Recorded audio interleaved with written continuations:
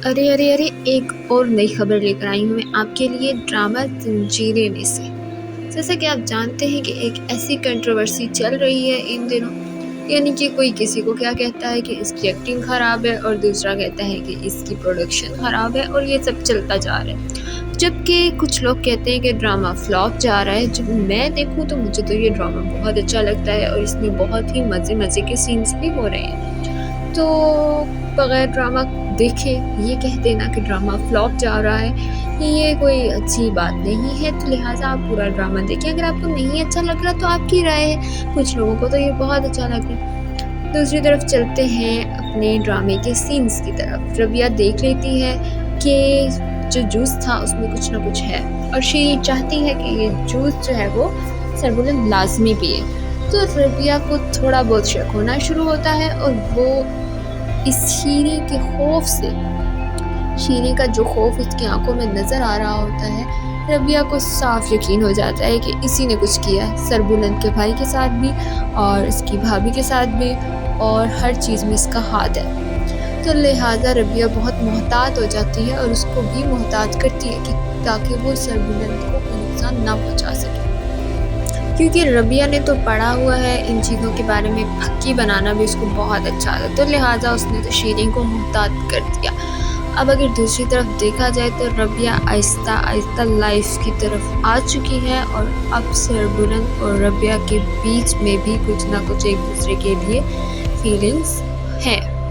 यानी कि सरबुलंद भी सोचता है कि मैं जो बातें बानो को भी नहीं कह सकता था वो मैं कैसे रबिया को बोल सकता हूँ, और दूसरी तरफ रबिया को भी लगता है कि वो जब सरबुलंद इर्द गिर्द होता है तो बहुत सेफ महसूस करती है। तो दोनों अपनी सोच विचार में अभी ये देख रहे होते हैं कि असल वजह क्या है, ऐसा क्यों है, क्यों हमें एक दूसरे के करीब सेफ महसूस होता है। अगर बात की जाए सरबुलंद की, तो सरबुलंद अभी एक ही इशारे पे समझ गया कि मुझे जूस नहीं पीना। तो ये चीज़ भी सरबुलंद को बड़ी परेशान करती है कि उसमें ऐसा क्या था जूस में कि रबिया ने मुझे जूस पीने से मना किया। तो सरबुलंद इन चीज़ों को सोच ही रहा होता है कि अचानक से उसके जहन में ये आता है कि क्योंकि रबिया जो है वो अब काफ़ी बेहतर हो चुकी है और मुझसे काफ़ी चीज़ें शेयर भी करने लगी है, मैं भी उससे शेयर करने लगा हूँ। तो उससे पूछा जाए कि कौन था वो शख्स जिसने मुदस्सिर की जान ली थी। लेकिन जब वो ये बात रबिया से करता है तो रबिया फिर परेशान हो जाती है, उसको फिर वो तुरसम और वो सारी कहानियाँ याद आ जाती हैं, लेकिन वो फिर भी नहीं बताती। तो सरबुलंद भाई को मैं खुद बताना चाहती हूँ कि वो तुरसम था जिसने उसकी जान ली, लेकिन अब सरबुलंद सुनता नहीं है। वो सुनेगा तो सिर्फ रबिया की सुनेगा।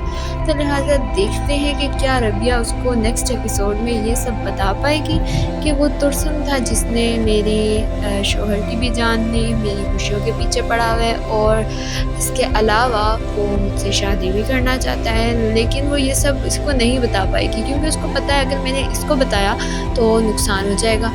अगर एक और बात जो बहुत ही इम्पॉर्टेंट है वो ये है कि रबिया का भाई जो है वो बहुत बेवकूफ़ है, और वो कॉल करके सोराब को ही कह देता है जी मेरी बहन यहाँ पर है, रबिया उसका नाम है, पूरी कहानी सुना देते, जबकि रबिया ने मना भी किया था।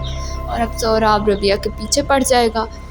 और यहाँ से एक और चीज़ कि वो जो शीरी को पसंद करता है इंसान, वो भी तुरसम का दोस्त है।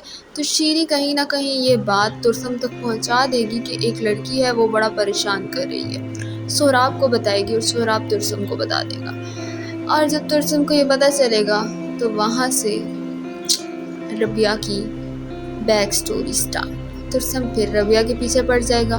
सरबुलंद को नहीं पता कि तुरसम रबिया के पीछे पड़ा हुआ है, जबकि उसको यही लगता है कि तुरसम से, बल्कि उसकी तो तुरसम से बहुत अच्छी दोस्ती भी थी। तो उसकी नज़र में तुरसम फिलहाल रबिया के पीछे तो नहीं पड़ा हुआ, लेकिन अब एक और लड़की जो तुरसम के पीछे पड़ी हुई है, वो तुरसम की बदलती हालत देखकर इससे बहुत पूछने की कोशिश करती है कि ऐसा क्या वजह है जिसकी वजह से तुम बहुत परेशान रहते हो। क्या तुरसम उस लड़की को सब बता पाएगा रबिया के बारे में? मुझे तो लगता है कि नेक्स्ट एपिसोड में रबिया की सारी पोल उस लड़की के सामने खुल जाएगी। चलिए देखते हैं क्या होता है।